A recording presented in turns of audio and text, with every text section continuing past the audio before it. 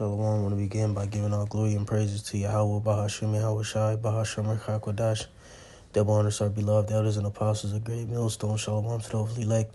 And shalom to all the Akim pushing this truth with sincerity. All right. It's your brother Atazwan from the GMS Columbus, Ohio branch, coming back again with another video through the Spirit, Lord willing, it is edifying.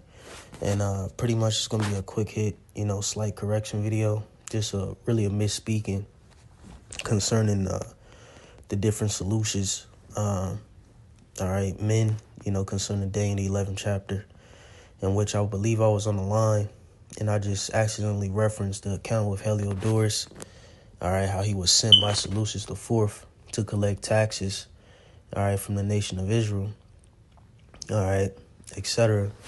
And pretty much, really, just wanted to bring that out, all right, when you deal with 2 Maccabees, the 3rd chapter, all right, it is, in fact, all right, Seleucus the Fourth Philopator.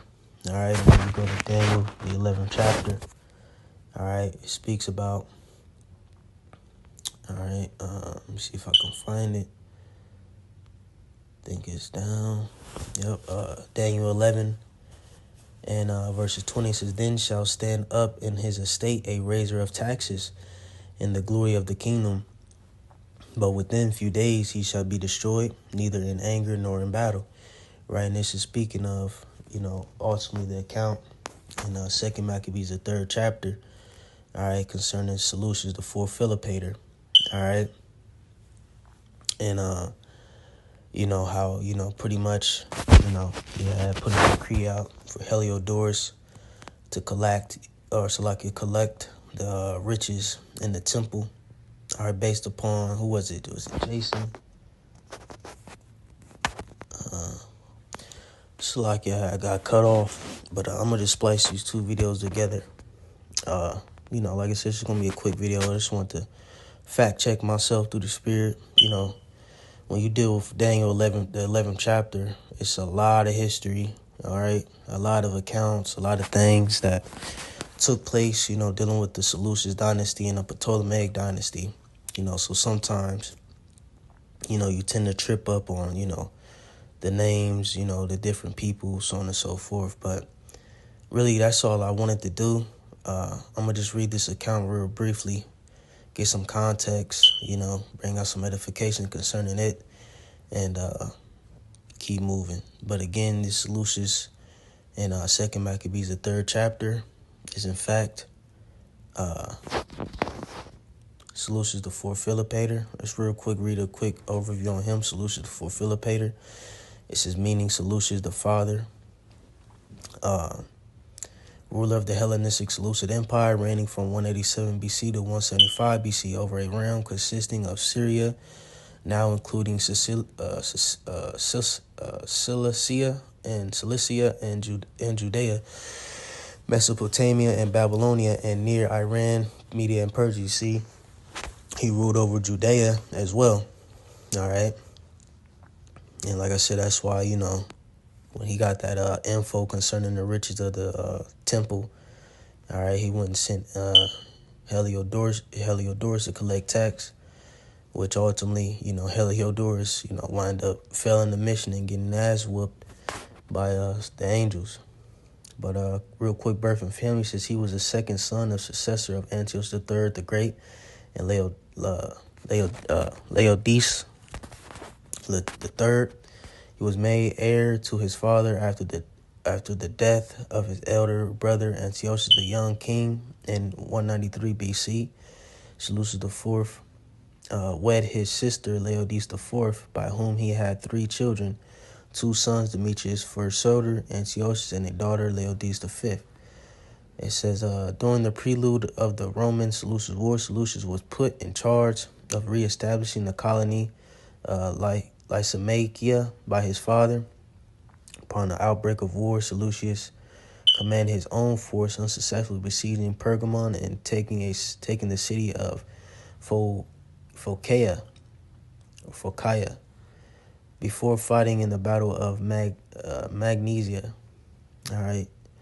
Alongside his father, after their defeat at Magnesia, Seleucus was made co-regent in 189 BC, and the Seleucids signed the Treaty of Apamea with Rome, In 188 BC, as part of the treaty, Seleucus oversaw the supply of grain and scouts to Roman and Pergamum forces during the campaign against the Galatians. All right, let me see if I can get some more information. Let's go to his death. It's on September 3rd, 175 BC. Seleucus was assassinated by Heliodorus, one of his leading bureaucrats. The ancient sources do not record a motive for this act. Possibly it was some simple lust for power, or possibly the sources misattributed the death to the one who gained the most from it. Heliodorus took over as regent, ruling on behalf of Seleucus, the fourth young child, Antiochus. Heliodorus' reign as regent was brief. However, months later, he was replaced by Antiochus IV with support of Pergamon. All right, so just a little overview on him. Now, real quick, I want to jump back to Daniel, the 11th chapter. And, like I said, make sure I'm bringing out the correct information. It's a lot of information. It's at Daniel 11 and 20.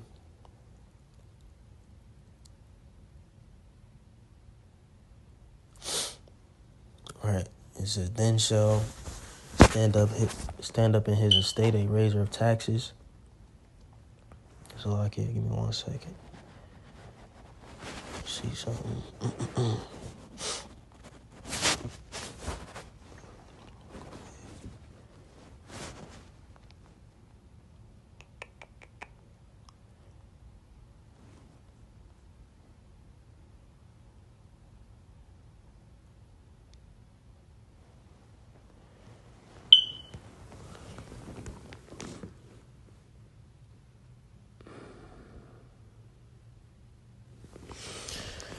This is then shall stand up in his estate a raiser of taxes in the glory of the kingdom, but within few days he shall be destroyed, right? Because he had a short reign. It was a period of a decade. It says neither in anger nor in battle, right? Because he was assassinated, all right, by Heliodorus. All right, I believe that account. Is it First Maccabees 8?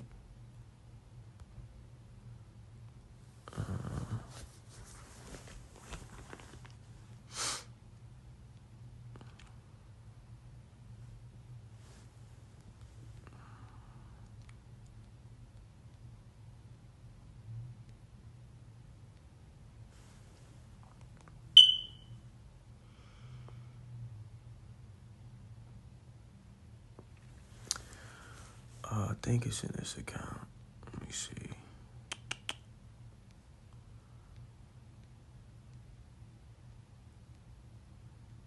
May not be. But that's all right. We just read Second Maccabees, the 3rd chapter. Now, Judas, I heard the Romans. Valiant man. Honestly, it was just, I don't think it's Second Maccabees 8. Let me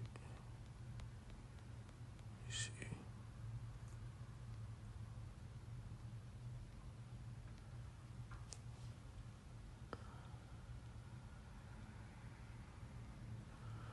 Yeah, I don't think it's that chapter. Oh, well, when I find it and bring it out, Aparatazah, on a later time. But let's just read this account real quick and hang it up. Second Maccabees 3, it says, now when the holy city was inhabited with all peace, and the laws were kept very well because of the good godliness of Onias the high priest and his hatred of wickedness, came to pass that even the kings themselves did honor the place and magnified the temple with their best gifts, insomuch that Seleucus of Asia, of his own revenues, bare all the costs belonging to the service of the sacrifices. Right, so he was helped fund, the sacrifices in Jerusalem. But one Simon of the tribe of Benjamin, who was made governor of the temple, right? Speaking of Simon, that's who I was, like I said, man, it's a lot of information. Ultimately, speaking of in the beginning of the first portion of the video, all right, concerning, this certain man, who had a lot of envy and strife in his heart, contention in his heart. All right, and he's going to go into it. where we at? But one Simon of the tribe of Benjamin, who was made governor of the temple, fell out with the high priest about disorder in the city. When he would not overcome Onias, he gat him to Apollonius, the son of Thraces, who then was governor of Syria or Syria in Phoenice, and told him that the treasury in Jerusalem was full of infinite sums of money. Right, so Simon, a Benjamite, all right, was butthurt, concerning the disorder in the city, etc. All right, and took to Apollonius, all right, one of the governors of Syria and Phoenice, and informed him about the treasury in Jerusalem, all right. And Jerusalem was full of infinite sums of money, so that the multitude of their riches, which did not pertain to the account of the sacrifices, was innumerable, and that it was possible to bring all into the king's hand. Now when Apollonius came to the king, he had showed him the money whereof he was told. The king chose out Heliodorus his treasurer, and sent him with a commandment to bring him the foresaid money. Right, so again, going to Daniel 11 and 20, that was that man who raised taxes. All right, you see. So forthwith Heliodorus took his journey under a color of visiting the cities of Seleucia and Phoenice, but indeed to fulfill the king's purpose. When he came to Jerusalem and had been courteous received of the high priest of the city, he told him what intelligence was given of the money, and declared wherefore he came, and asked if these things were so indeed. Then the high priest told him, which is Onias, and the high priest told him that was such money laid up for the relief of widows and fatherless children. Right, it was just a cushion, a defense. They said widows and fatherless children wasn't like you. They were trying to finesse seleucus, all this is sacrifice, money, so on and so forth. All right. It says, and that some of it belonged to Hyrcanus, son of Tobias, a man of great dignity, and not as that wicked Simon had misinformed, the sum whereof in all was 400 talents of silver and 200 of gold. Right, so that was the measurement, okay, the value of what was in the treasury. All right, so I'm gonna stop there through the spirit. Like I said, I just wanted to correct that information. Again, Salakia, just a misspeak, really. When you deal with Daniel 11 and these different Seleucids, and his dynasty and the Assyrian wars, etc. It's a lot of information, so that's it.